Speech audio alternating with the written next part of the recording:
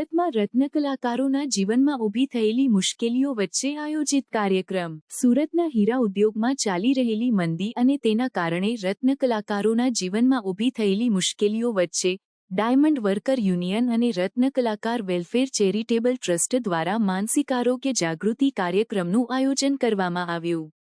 આ કાર્યક્રમમાં 10,000 રત્નકલાકારોના બાળકોને 1 લાખ ચોપડાનું વિના મૂલ્યે વિતરણ કરવામાં આવ્યું, જે તેમના શૈક્ષણિક ભવિષ્યને પ્રોત્સાહન આપવા માટેનું પગલું છે।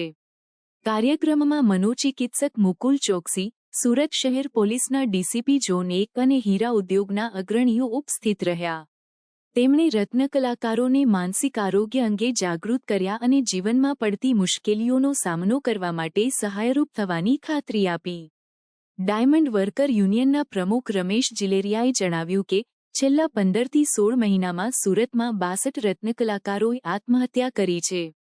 આ સ્થિતિને ધ્યાનમાં રાખીને યુનિયને આત્મહત્યા નિવારણ હેલ્પલાઇન શરૂ કરી છે, જે પ્રથમ દિવસે જ 400મી વધુ કોલ્સ પ્રાપ્ત થયા હતા। આ હેલ્પલાઇન રત્નકલાકારોને માનસિક સહાય અને માર્ગદર્શન પૂરું પાડે છે।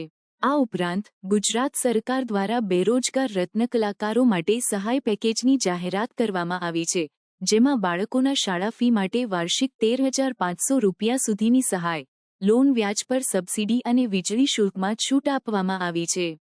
આ પગલાંનો રત્નકલાકારોના જીવનમાં સ્થિરતા લાવવા માટે મહત્વપૂર્ણ છે।